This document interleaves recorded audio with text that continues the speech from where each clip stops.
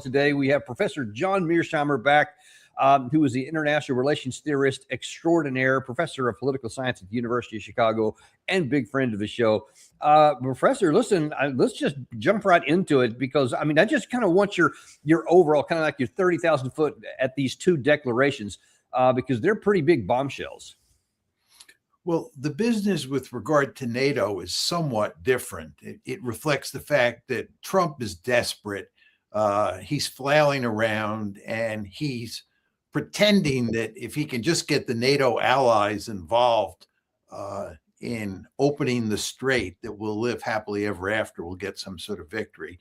And this is crazy. It doesn't matter whether the Europeans come in or not. We're not going to open the straits with naval forces, whether they're European or American.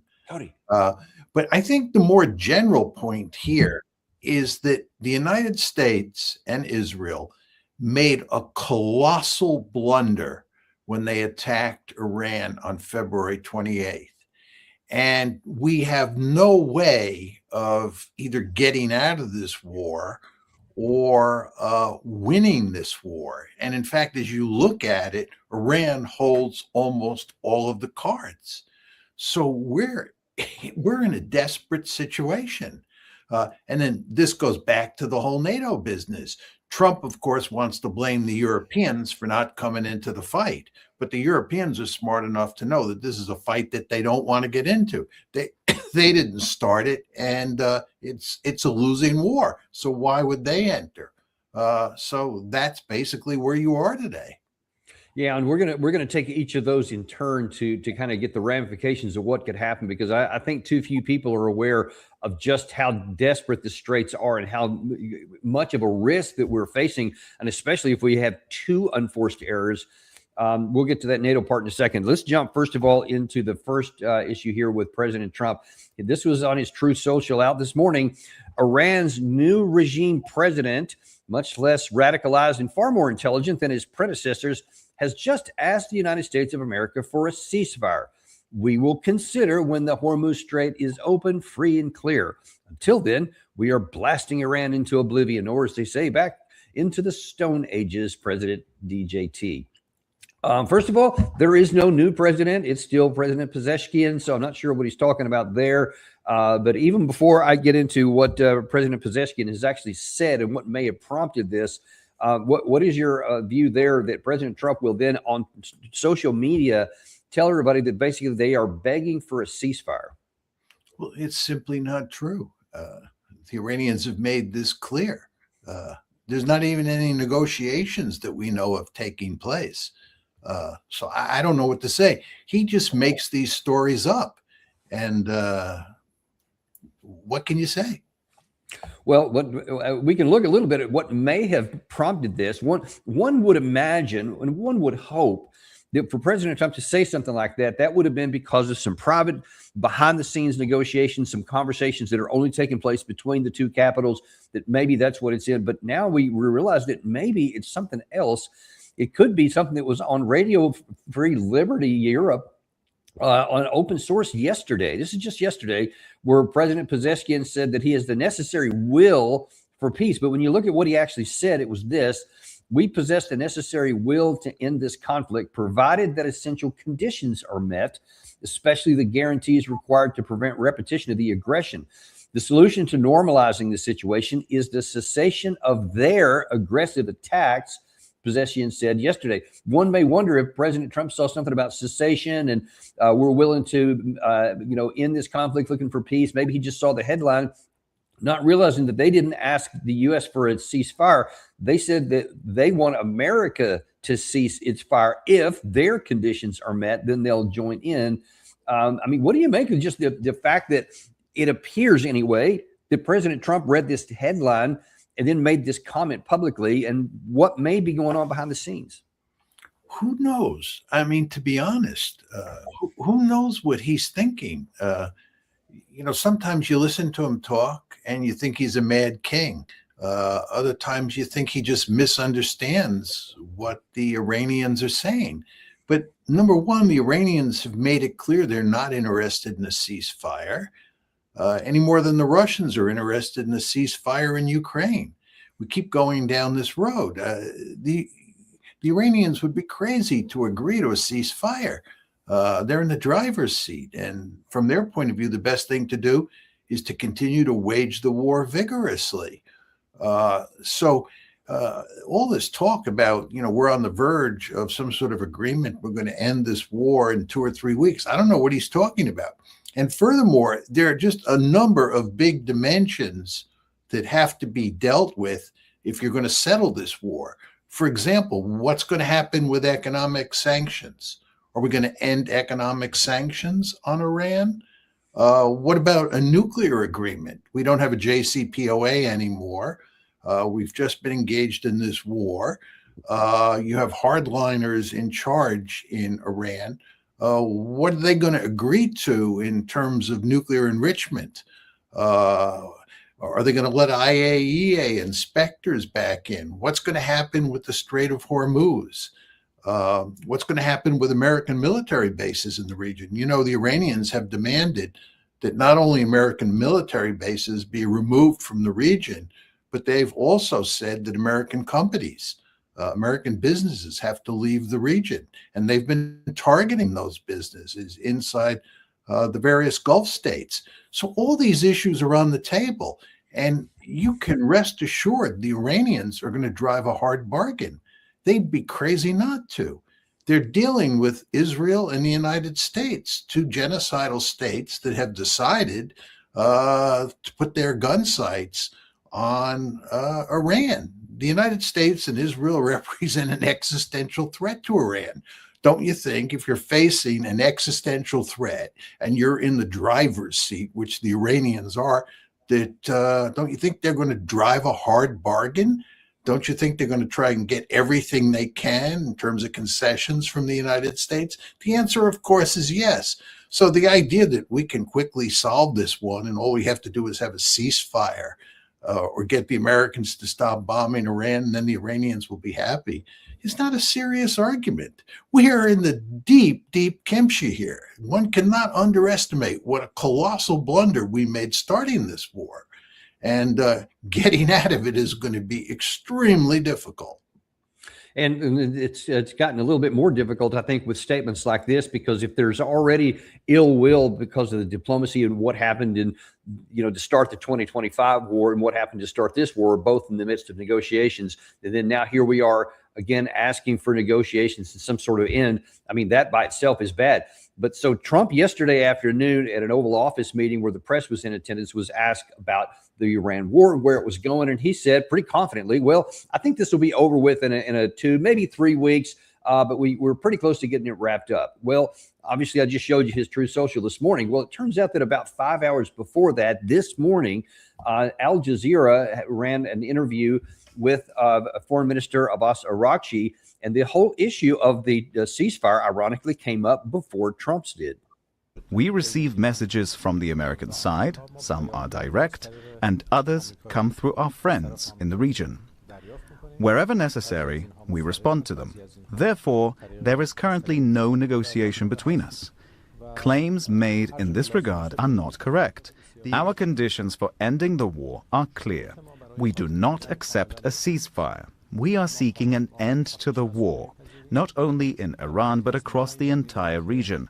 We seek guarantees that such aggressions will not be repeated, as well as the payment of compensation for the extent of the damages inflicted on us and on the people of Iran. So a couple of things I want to ask you about that exchange. Let's just start off, first of all, with here's Abbas Araghchi. I think the interview was done the previous night when it was done. So he's saying right there will be no ceasefire. That's not even on the table for us. And then yet this morning, here you have President Trump saying, they're begging me for a ceasefire, and I'll only do it if the Strait of Hormuz is opened up. I mean, just that disconnect between what the two sides are saying within literally hours apart. What does that tell you? This is madness. I mean, again, I don't know what else to say. President Trump just makes all these outrageous statements that you don't make if you're a rational legal person. I'm kind of left speechless by the whole thing. I've never seen this, by the way. That is pretty amazing. What can you say? This goes on all the time. He Yeah. just makes up these stories. He tells fairy tales.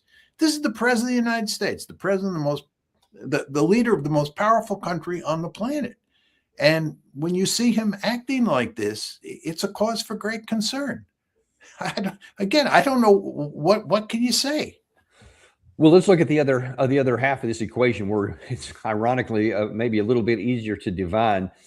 You said just before I showed that sound clip there that we are in really deep kimchi, to use your phrase there. And I think he really defined the kimchi mess that we're in, the big barrel of kimchi, maybe even, in that all of the terms he set out there. So I wonder if you can maybe kind of lay out how you see this playing out if the Iranian side is willing to and can continue to wage this conflict and keep itself viable and militarily active to get those kinds of terms. And is there any possibility at all that the U.S. will give them? And then the biggest question is, this is maybe the overarching one, if the U.S. won't give in to that and Iran keeps demanding that, where can this go? Well, the key dimension here is the economic dimension. We don't want to lose sight of that. And the fact is that because the Iranians have in large part cut off the flow of oil and fertilizers and aluminum and natural gas out of the Middle East, and mainly out of the Persian Gulf,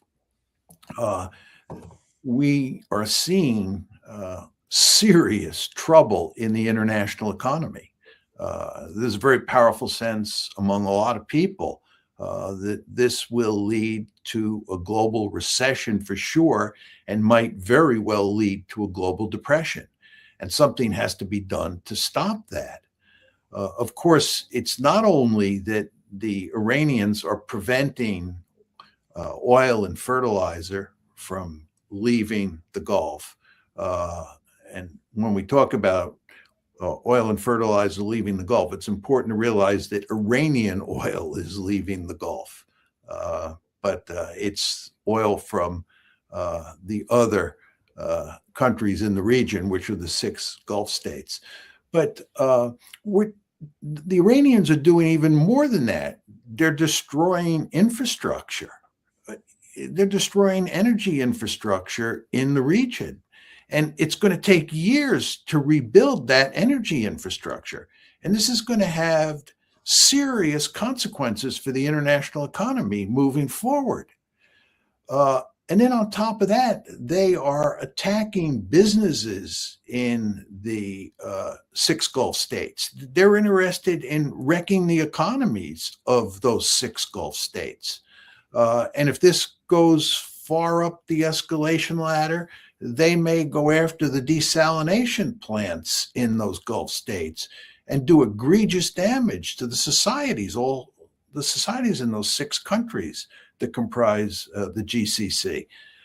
So the Iranians are in a position to do enormous damage to the international economy. They're in a position to do enormous damage to the 6 Gulf states. Furthermore, they are bombing away at American military bases. We have 13 major bases in the region, and by almost all accounts, all 13 are either damaged or destroyed. They've had a significant effect on our military presence in the region. They've damaged all sorts of aircraft, super expensive and important radars. And then when you look at Israel, the Israelis now report that 80% of Iranian missiles are getting through and hitting Iran. Just think about that. The Israelis are admitting that 80% are getting through, because what we're seeing happening now in this war is what we saw happen in the 12-day war last June. That's in June of 2025. At a certain point, the Israelis ran out of missiles that could be used to shoot down the incoming ballistic missiles. And the same thing is happening here. So 80% of the Iranian ballistic missiles are breaking through. And of course, the Iranians have lots of drones. They have both short range and long range ballistic missiles. So they're wreaking havoc on us and on our allies in the Gulf. So when you begin to put all of these pieces together, you see that we are in dire straits. Then, if you want to take it from another direction, you want to think about the fact that we went into this war with a series of goals. We talked about regime change. We talked about eliminating forever a ballistic missile threat, getting them to stop supporting Hamas, Hezbollah, and the Houthis, and also putting an end to their nuclear enrichment capability. Where are we on all of those goals? The answer is we're nowhere. We've achieved none of those goals. Just think about that. Regime change. President Trump likes to say we've had regime change. This is not a serious argument. This gets back to the fact that he talks like a mad king. We've not had regime change. The regime is in place. Oh, and by the way, the people who are now in charge of the regime are more hawkish and more committed to getting nuclear weapons than the previous leadership was. This is an improvement? I don't think so. And if you go back to February 27th, the day before the war started, the strait was open. The Strait of Hormuz was open on February 27th. It's now closed. And President Trump is indicating that he may walk away from this war with the strait closed. That really is quite remarkable. We've achieved none of our goals, none of the key goals we've talked about.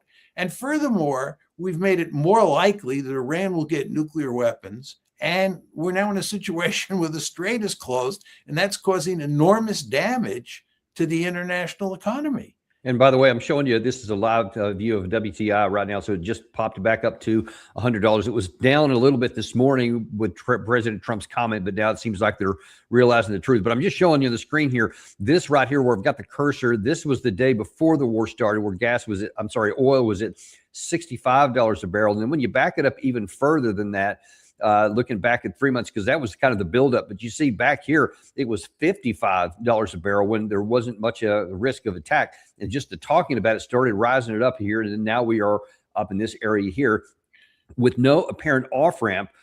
This seems like it's going to have some long lasting effects. Well, the thing is, Danny, there are stories in the newspaper that behind closed doors, the administration is thinking about what's going to happen if it hits $150 a barrel or even $200 a barrel. You want to understand that we're early in this war. The idea that this is going to be shut down in the next week or so and we're going to live happily ever after, this is delusional. This one is just getting started. And again, the Iranians have us over a barrel. And Danny, you and I are clever individuals. And if we were playing Iran's hand and we were dealing with an adversary like the United States and an adversary like Israel, and we had them over a barrel, we would not let them get off that barrel. We would increase the pressure on them. We would up the ante. So I would argue that the Iranians moving forward, if anything, are likely to be less cooperative. Why would you be cooperative with the United States and Israel? Again, they're an existential threat. You just saw what they did in Gaza.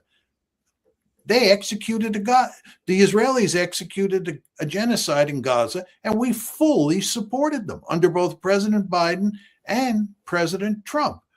Why would you trust the United States? Why would you not fear the United States greatly? The answer is you would fear them. You should fear them. The United States and Israel have their gun sights on you. Yeah, they talk about regime change, but they also sometimes talk about making you look like Syria. Well, when you're in that situation, you want to look for every lever you can get to put pressure on the United States and Israel. You want to play hardball.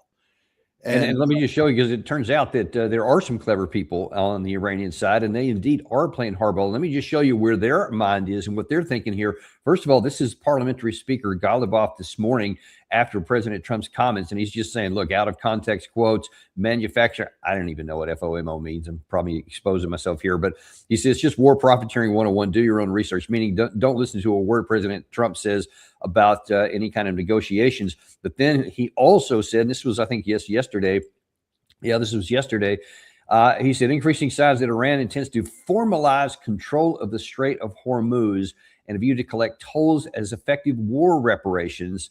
And he's continuing to say, hey, we don't have any expectation or intention to ever let go of this barrel, as you said, that they have us over. So they're making plans for a permanent change in the way oil is transited through the Gulf. What do you think of that? I don't blame them at all. It's not in our interest. As an American, this situation makes me sick to my stomach, but what we're talking about is what they're going to do, what's in their national interest. This gets back to the nuclear question as well. Do I want to see Iran get nuclear weapons? Absolutely not. I think the consequences for proliferation would be great. And the fact is, you don't want Iran to have nuclear weapons. The less countries that have nuclear weapons around the world, the better. And that's certainly true in the Middle East. But if I'm playing Iran's hand after what just happened and has been happening for decades now, the incentives to get nuclear weapons would just be enormous. And this same basic logic applies here. I just say one other thing to you, Danny. You were asking me all these questions about President Trump and what I make of his outrageous comments, and I kind of don't know what to say. But let's just ask this question.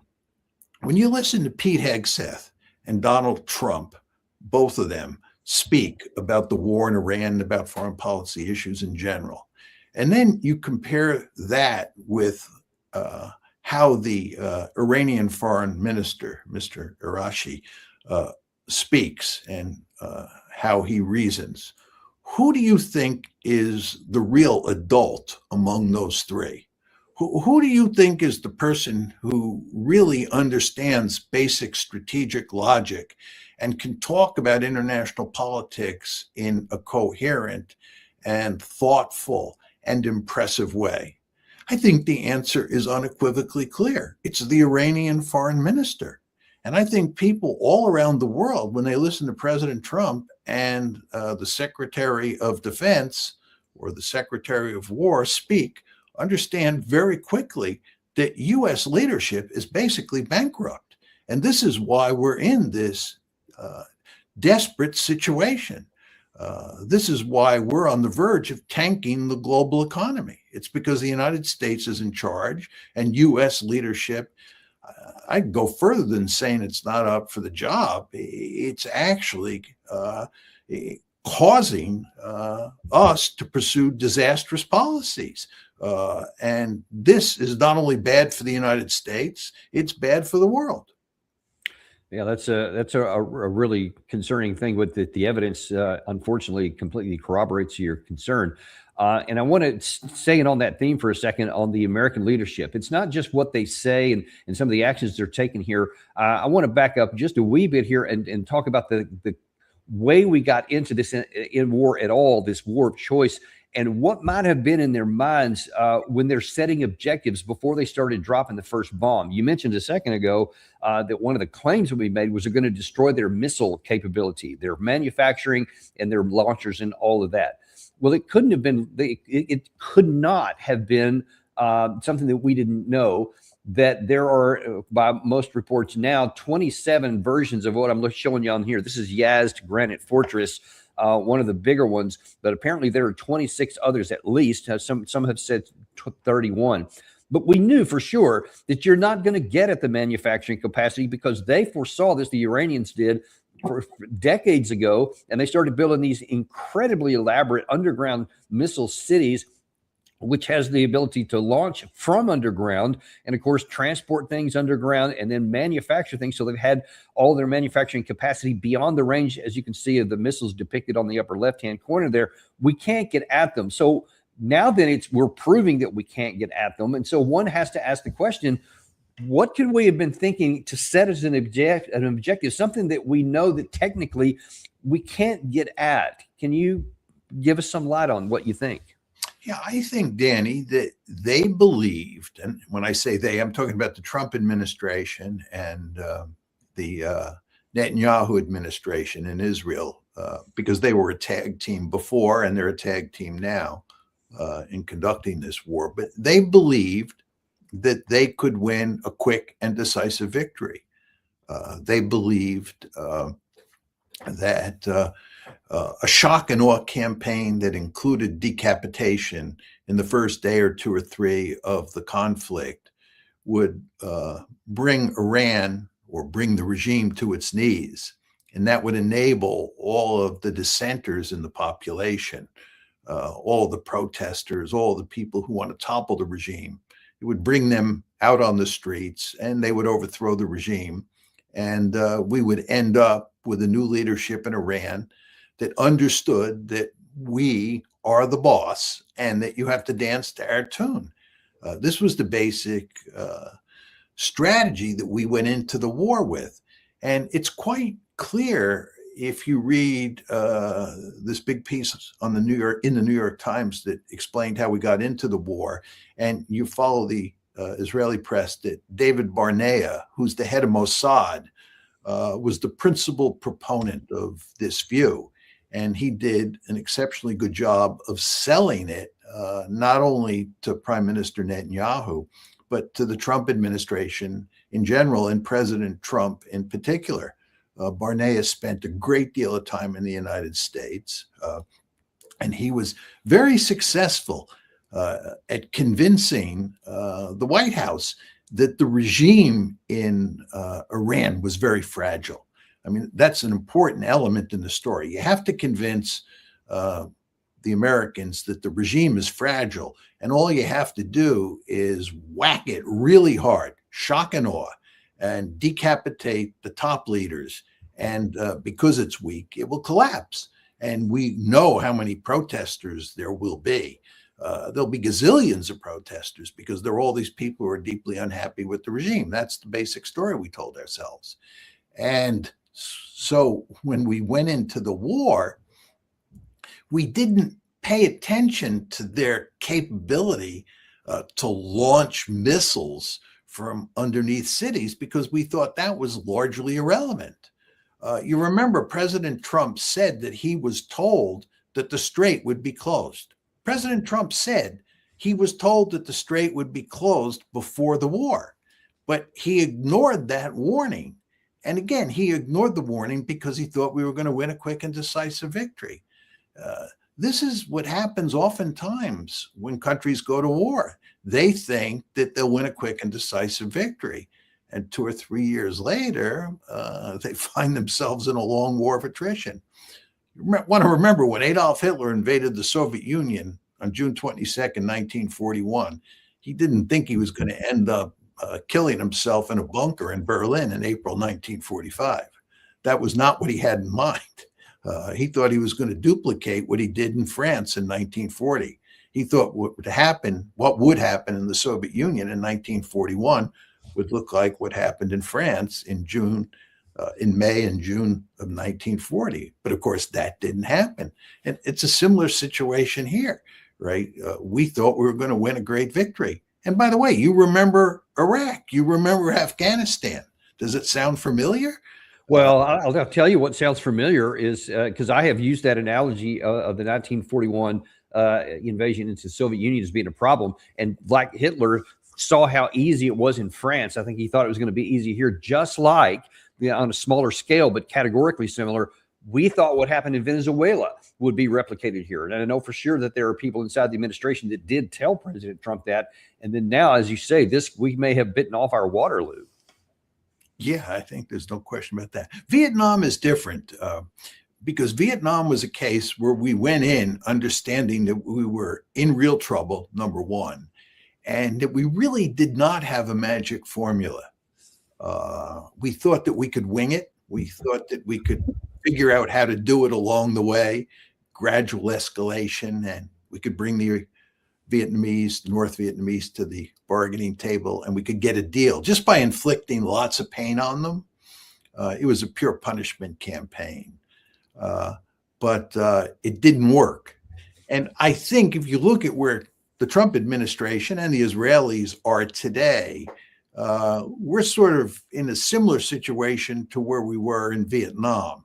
I mean, there's no question that there's a big difference in this case. We went into the war thinking we were going to win a quick and decisive victory, which was not the case in Vietnam. But if you look at where we are today and where we were in the Vietnam War from start to finish, they bear marked similarity. We have no winning strategy. I remember the And- day. Go ahead. Yeah, I want to ask you something about, speaking of where we are today. Last night, so late yesterday afternoon, around 5 o'clock, I think, or so, President Trump had an Oval Office event where he allowed the press corps to ask questions, and they asked him about the Iran war, of course, and he said, "Yeah, I think we'll have this wrapped up within 3 to 5 weeks." Didn't say how, just said, "Yeah, I think we're going to," which led to a lot of speculation. Well, maybe he's just going to, do one of his famous things and just declare victory and then walk out, et cetera. And then hours later, there was an announcement he's going to make a major announcement, address the nation at 9 p.m. on Wednesday night. So that's tonight. Well, it turns out that not long after that announcement, we had this out of Israel, where Netanyahu says that Iran no longer poses a threat to Israel's existence, giving people thinking, maybe that's a symbol that that Trump is going to say that we're going to bring this thing down, because for Netanyahu to be saying that Iran no longer poses a threat to Israel's existence when everything he's said is that it is in existence. And it is recently, as just a couple of days ago, he continued to say, you know what? We're going to keep fighting. Even if the United States wants to back off, we're going to, every time there's any kind of move for negotiations and it looks like they're getting close, we're going to attack something else and we're going to hit, cause that to sabotage the events. And now all of a sudden he changes that tune here. What do you make of that? Yeah, this is very important, Danny. First of all, it's not only Netanyahu, it's also Lindsey Graham. Very important to emphasize that Lindsey Graham is now saying it's time for negotiated settlement. And I think what's happening here is that behind closed doors, the Trump administration, the Netanyahu administration, and their acolytes, people like Lindsey Graham, have come to understand that this war has to be shut down. And we have to begin to prepare for that. And what we have to do is we have to have a story of victory.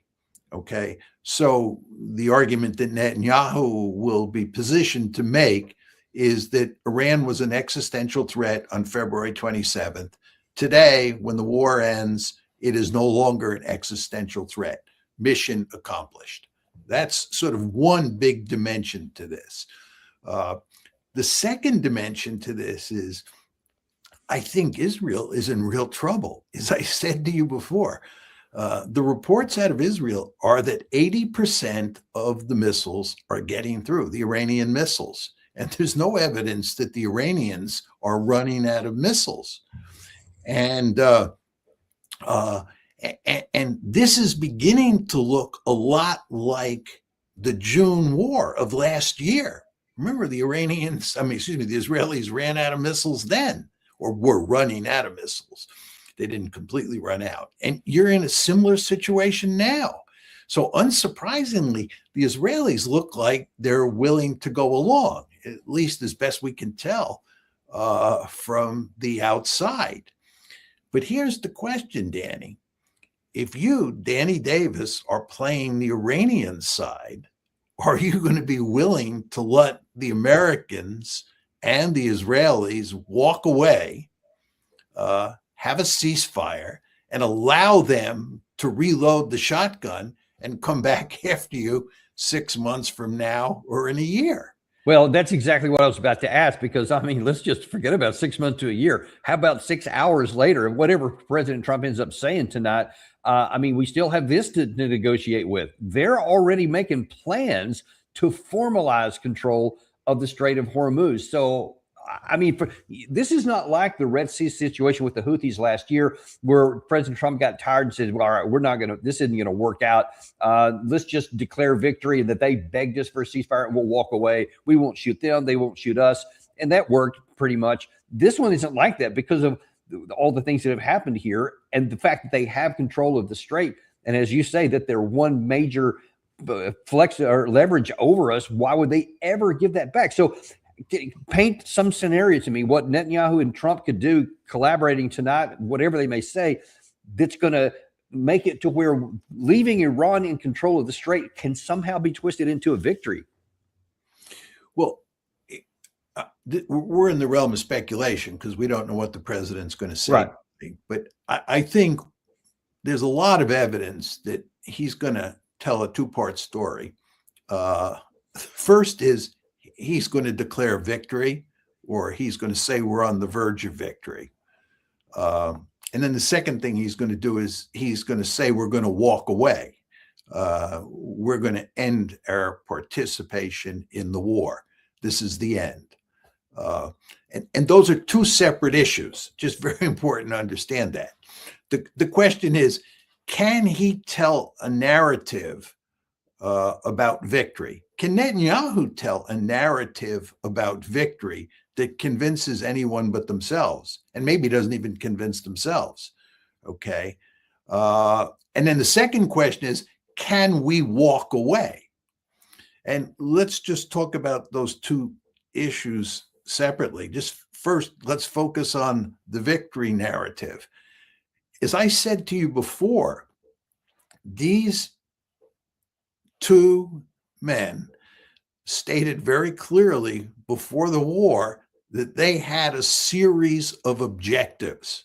It was never clear which was number one, which was number two. They did bounce around, but it was clear that there were basically five big objectives, however you want to package them. One was regime change. Two was ending nuclear enrichment. Three was ending the ballistic missiles. Four was supporting ending support for the Houthis, Hamas, and Hezbollah. And fifth, maybe, is they were talking about wrecking Iran. They've achieved none of those objectives, and they're not on the verge of achieving any of those objectives. If you listen to Marco Rubio the other day, he said we had limited objectives. Number one is we wanted to destroy their Air Force, and that's what we did. We wanted to destroy their Navy, and that's what we did. And third, we don't want them to have nuclear weapons, and they're not going to have nuclear weapons. You just sort of say to yourself, is this a serious argument? Who was talking about destroying their Air Force and their Navy as an important military objective or political objective before the war? The answer is nobody, because it's not a big deal. Their military power doesn't revolve around their Navy and their Air Force. And they didn't have a nuclear weapon before the war. They weren't pursuing a nuclear weapon. And the fact that they don't have a nuclear weapon now, a month later, is hardly surprising. But what's going on here, Danny, is they failed to achieve any of the major objectives that they put forward before February 28th. And furthermore, as I said to you, now the strait is closed. The strait is closed, and this has huge economic consequences. Furthermore, egregious damage has been done to the various Gulf states that are our allies. And I'm sorry, I got some breaking news here. A couple of pieces. One is the Iranian Foreign Ministry has responded to President Trump's claim, saying, quote, President Trump's claims that Iran requested a ceasefire are false and baseless. So no truth to that. Then maybe the bigger message is this one right here, is that Iran fires a major missile salvo ahead of Passover holiday. Initial reports suggest 10 ballistic missiles were fired in the past few minutes. So this is just happening right now. One would imagine that this is kind of a response and a reply by the Iranian side that says we do have control of the Hormuz, like you said, but we also still have full control of our missile inventory. And if anybody thinks that you're going to declare victory, let me just put a little fire on that one. I mean, what do you see about that message, and what is that going to do to what may happen later tonight? Well, again, that's just more evidence that the victory narrative is not going to work, right? I mean, who's going to believe this is a victory? This is a giant loss for the United States of America and Israel. We lost. Let me put it differently. We haven't lost because the war is not over with yet, but we are clearly losing the war. And nobody can tell a story about how we turn things around and actually win the war. But the Iranians are in the driver's seat, and launching those missiles at Israel at this juncture is just evidence of that. But that's one issue. The other issue, one could argue it's an even bigger issue, is can we walk away? I mean, have you thought about this, Danny? How do we walk away from this? I mean, I think the best way to walk away is just to leave the region. Just take everything and go home, right? But we're not going to do that, of course. We're going to stay in the region. So we're not leaving the region. We're just leaving the war, whatever that means. Again, let's go back to the Iranian side. Danny Davis or John Mearsheimer is playing the Iranian hand. And the Americans say, we're going to stay. We're going to stay on bases in the Gulf states. We're going to keep our businesses there. We're going to have our Navy there. We're not going to lift sanctions. We're not going to pay reparations. But we want the war to end, and we want you to leave us alone. Sure, why not? I mean, does this make sense? If you're the Iranians, aren't you going to target American military bases for the foreseeable future? You know, there are those troops from the 82nd Airborne that have now been inserted somewhere. I don't know exactly where they're located. Aren't you going to seek them out and try and target them? Aren't you going to go after, even if you don't go directly after the United States, aren't you going to go after the 6 GCC states, the Gulf states, our allies? And if you go after our allies, what does that say about extended deterrence? Yeah. You know, well, listen, wait, we're running a little bit low on time here, and 2 more things I want to get to before we let you go, because we're so important. One, you mentioned the 82nd Airborne. That's to go along with the Marines and Army Special Forces Rangers that are already on the ground here. One of the other possibilities that someone was concerned about is, and I'm talking about people in the region. I've got some sources that have connections to people who are part of that force, and they say that they basically have, I don't know if orders is the right term, but implications that they either need to be ready to go in to something on the ground, and of course for operational security, and they don't want to, get in trouble for passing classified information on, but something that they're going to tell that they need to be ready to execute on a dime, or they need to be ready to withdraw on a dime. So that's how complicated and confusing it is on the ground. In the event that they try something, anything on the ground, Carg Island, Kashim Island, you name it, with that ground force, does that change the dynamic any for you? Yes, it makes a bad situation. No, let me change my language. It makes an absolutely terrible situation much worse.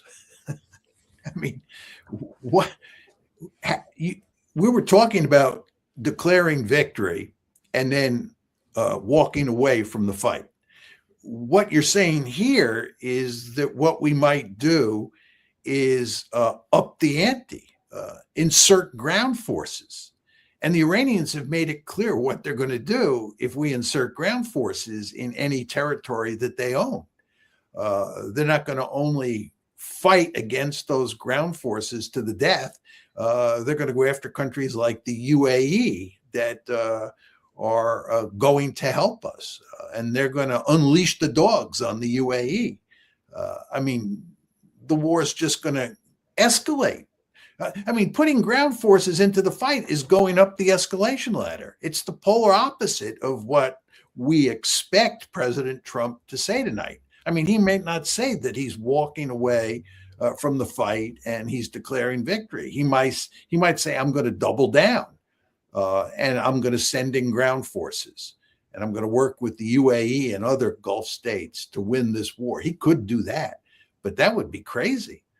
But yeah, it would be, and let's hope we don't get that, because that would just be a bloodbath for our troops that wouldn't help anything. And God help us if we get there. I want to shift gears in the remaining time we have here to the other major issue that's happening this morning, and that is President Trump getting ready for his inauguration tonight. Was reported on Reuters this morning that he is threatening a NATO exit. And he was pretty strong language here. He says Trump told Reuters on Wednesday that he would state in an address to the nation later in the day that he was absolutely considering withdrawing the U.S. from NATO. I'll be discussing my disgust with NATO, he said of the speech. Asked if he was thinking about pulling out, he said, oh, absolutely, without question. Wouldn't you do that if you were me? President Trump's remarks came just hours after his defense secretary, Pete Hegseth, declined to reaffirm U.S. commitment to NATO's collective deterrence, meaning our Article 5 obligations. And That follows some recent comments just in the last 24 hours, where President Trump and Marco Rubio and Secretary Hexeth, they're all, showing their anger at Europe for not coming in militarily with naval power or any other kind of power to join the war, saying, well, then what do we even have a NATO for? Implying, and this is what I'd like you to address, that even though there's not an Article 5, which means if you're attacked, that people come to your aid, it sounds like they're thinking that just because we're NATO and we're in charge, if we choose a war, you should still feel an obligation to come and fight with us, even though there is no Article 5. What do you make of this? Well, I think your description of what's going on is correct. There was no attack against the United States, which would justify invoking Article 5. President Trump, what he likes to indicate is that we're on the verge of opening the strait. We just need a little more military power. And if we can get the Europeans to commit to help us open the strait, we could do it. And the fact that the Europeans won't commit means the strait won't be open. And that's their fault. We've done the lion's share of the lifting up to this point, but we need a little bit of help, and they won't give us that help. And therefore, it's perfectly appropriate for me to hold them in contempt and pull out of NATO. I have two comments to make about that. First of all, the idea that NATO navies would make a difference in breaking through the Strait of Hormuz is not a serious argument. The United States Navy is the most powerful Navy in the world, and it cannot go through the strait by itself. It's just not in the cards. And any European naval forces that we add on to an attack force are not going to help us get through the strait. It just doesn't matter. My second point is that what's going on here is that President Trump is preparing to blame the Europeans for the disaster in the Gulf. President Trump is not going to want to take responsibility for this. We all know how President Trump operates. Even though he started this war, and the Europeans had nothing to do with starting it, and even though President Trump can't win it and the Europeans don't matter in terms of helping us win it, he's going to blame them. It's President Trump, it's always somebody else's fault. And that's what's going on here. So I find this hardly surprising.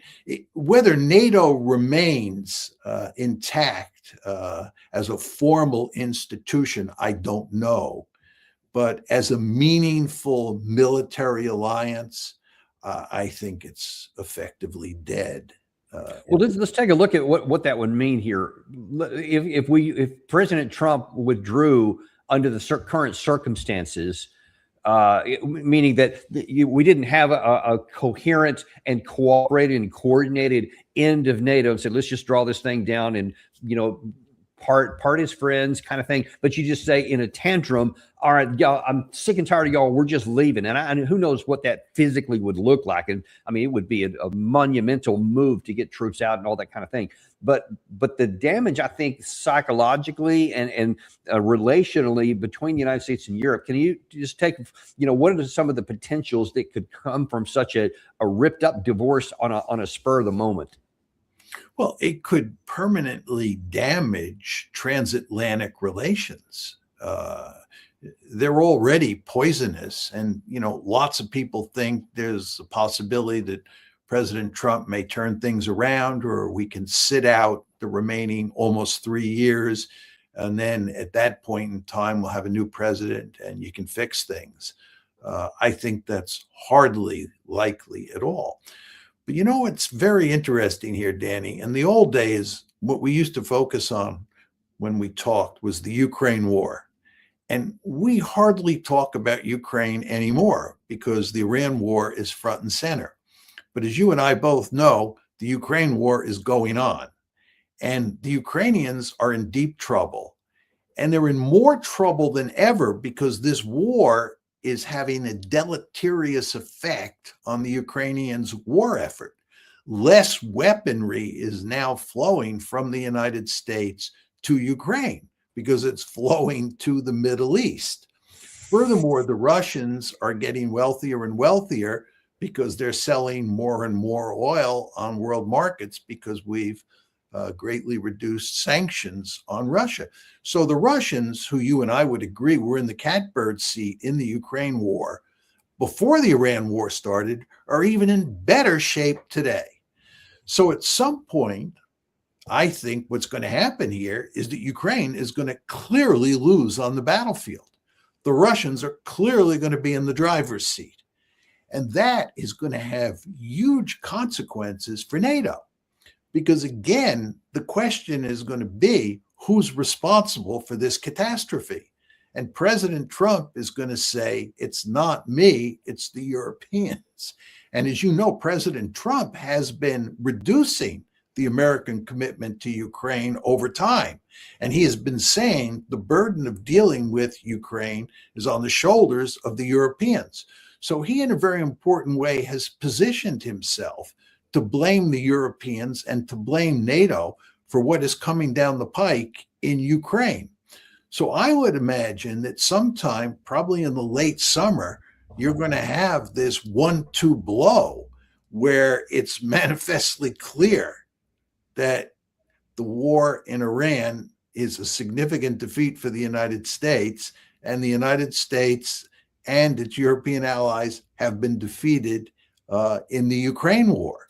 And this is going to put President Trump in a terrible position. And my point to you is he's going to try to blame the Europeans. He's going to try to blame NATO. And this is going to just make a disastrous situation in terms of transatlantic relations even worse. And I think that there's no question he would do that. It's just in DNA to always to blame somebody else for anything that goes wrong, take credit for everything that goes right, no matter who actually had it. So that's for sure. But let's take a look at it from the European perspective here a minute. Let's just say for the moment that President Trump will, have a lot of bark tonight, but he will not declare anything per se, that it's still a pressure tactic to try to get him to do something. And so he doesn't literally walk away. But what is the long-term implications for the Ukrainians? I'm sorry, for the Europeans, because they have to. I mean, you talk about putting you and I in different people's positions. If I'm in the European position right now, I'm thinking, forget about America, man. I can't count on them ever. I don't want to put my national security in the hands of somebody that can make these kinds of decisions and could, in a tantrum, be gone in a minute. I need to start looking for ways to decouple from the U.S. and start providing for our own. Maybe, fellas, we should all get together, something like that. How do you see that happening? And is NATO effectively already dead? I agree with you on how the Europeans should act. I think that, the Mark Rutte approach, where you kiss up to daddy. And think that you can appease Trump and get him to behave in positive ways towards you is a foolish way to do business. I think the Europeans have a vested interest in basically breaking their formal ties with the United States as much as possible, and acting independently. If I were the Europeans, I'd go to great lengths to improve relations with China. I'd look to trade with China. And if they were really smart, they'd look to improve relations with the Russians. As you and I agree, Russia's no threat to Europe, and they ought to figure that out for themselves and go to great lengths to improve relations with Russia, as well as with China, and keep distance from the United States. I mean, I think any country that gets close to the United States or closer to the United States than it has to is remarkably foolish. I've said this to both the Indians and the Pakistanis in recent months, and I would say it to the Gulf states if I were talking to them. What's the lesson of all this for the Gulf states? That, you do not want to be too close to the United States. You do not want to depend for your security on the United States, because it oftentimes acts in irresponsible ways, and it doesn't really care that much about your security. And let's take one more look. And I know you're running low on time here, but let's take a look at from the Europeans. If what you and I think is going to happen, that whatever Trump may want to do, he's not going to be able to walk away, or at least he's not going to walk away without leaving Iran completely in control of the Hormuz and all the oil that goes along with it. So we're probably going to be in an extended period of high oil prices. which is going to cause obviously a problem for the entire European economy on top of what's already a rickety economy. And then they got to be looking over there and saying, you know what, maybe we need to turn on that Nord Stream 1 pipeline back again and make some kind of deal there. Will there be pressure for Europe to actually come to some kind of terms with Russia just out of economic necessity? There may very well be. I mean, we haven't talked about this possibility either, but there is a possibility that if the global economy begins to go off a cliff, if things over the next couple of weeks begin to look like they're spinning out of control, and we're facing a global depression like we've never seen before. I'm not saying that is going to happen, but it is a possibility. If the global economic outlook becomes so terrible, you may find a situation where President Trump has no choice but to cut a deal with the Iranians and give them pretty much everything they want. And that's basically what you're saying about the Europeans. You're saying the Europeans could get into a situation that is so disastrous from an economic point of view. And of course, that will mean from a political and a social point of view as well, because it won't just simply be an economic disaster, right? So you're in this disastrous situation. You're the Europeans. What do you do? And when you're in a disastrous situation like that, as you and I know, you sometimes do things that you never dreamed of doing before you found yourself in that disaster. And that's what I'm saying about the world economy and President Trump. We're in uncharted waters here, and I think almost everybody understands that there is a giant iceberg out there, and there's good reason to think that we're headed for the iceberg. And if you believe that, then taking drastic action begins to look like a plausible way of moving forward.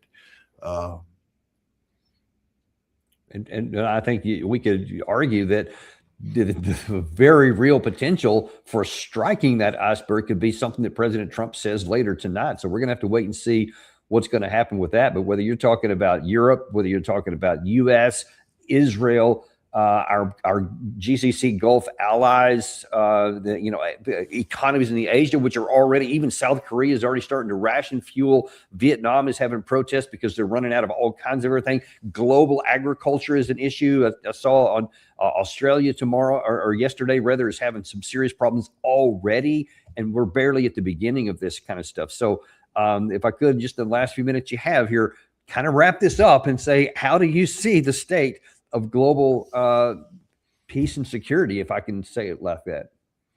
Well, I think that you summed it up very well. I mean, we're in a desperate situation. And I'm sorry, let me amend my question. If you were put in charge of the world, what would you do right now to try to mitigate some of these? I think some of them are baked in already, but what could you do to mitigate so we don't get to the worst outcomes? Well, what has to be done is the Iran war has to be shut down. The strait has to be opened up, or at least oil, gas, fertilizer, what have you, have to flow through the Strait of Hormuz the way they did on February 27th. And the fighting between the United States and Israel on one side and Iran on the other side has to stop. And we're going to have to accommodate the Iranians to achieve all that. The question you have to ask yourself, Danny, is whether or not that's politically feasible, right? I mean, let's assume that we're sort of headed towards the iceberg, and President Trump and his advisors understand that. The question is, what can they do? They believe, as we were talking about before, that they can simply declare victory and walk away. That's the view. Their view is that there is a solution that's not terrible. And given President Trump and Prime Minister Netanyahu's ability to spin stories, they can tell a plausible story about how we achieved our goals and how we won this war. And we can walk away, and maybe you'll get a de facto ceasefire. Right? The Iranians will see we're not hitting them anymore, so they won't have any incentive to hit us or to hit Israel. That's sort of the story. And the question you have to ask yourself is, do you believe we can do that? right? Do you believe that President Trump's speech tonight, assuming that it goes the way we were describing, will provide the magic formula for, not hitting the iceberg? And as you and I were saying, that's extremely unlikely, that this war is likely to go on.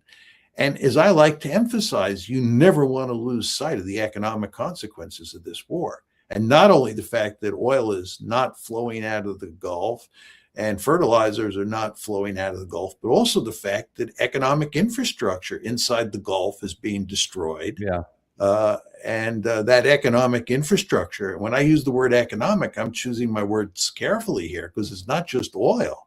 It's all sorts of economic infrastructure, aluminum plants, steel plants, desalination plants, and so forth and so on. So a lot of damage is being done here that's going to take a long time to repair, and that's going to have serious economic consequences. So I'm not sure that, well, I am sure that Trump can't pull off this simple exit strategy that he has in mind. But I just worry about it turning into something worse. That's right. That's the question. Exactly right. That's exactly right. And then what do we do? So if it doesn't work tonight and over the next week, it's clear that, this one's not coming to an end easily, and people begin to see that it's continuing to spin out of control, and we are headed towards the iceberg, however you want to put it. The question is, what is President Trump going to do? He doesn't really have good options. Sending ground forces, this is not a serious argument. As we said before, it makes the terrible situation even worse. So again, what all this highlights to me, Danny, is that the Iranians are in the driver's seat. To use the rhetoric we were using before, they have us over a barrel. And if you believe that they have Danny Davis class aircraft carriers in charge over there, right, they're going to really play hardball with us.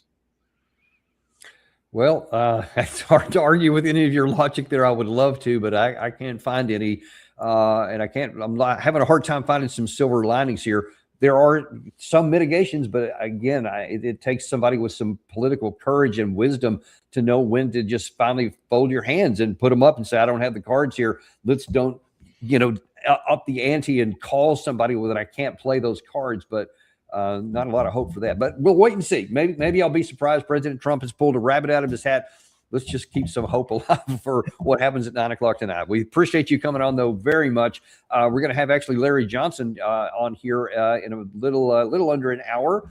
He's going to be talking about some of the military aspects of what's going on and what could happen next. And, of course, everybody should go to mearsheimer.substack.com so you don't have to wait for John to be on our show. You can follow him daily over there because especially right now, I'm checking that stuff a lot more than normal just to see what the heck's going on here. Thanks for coming on today. We always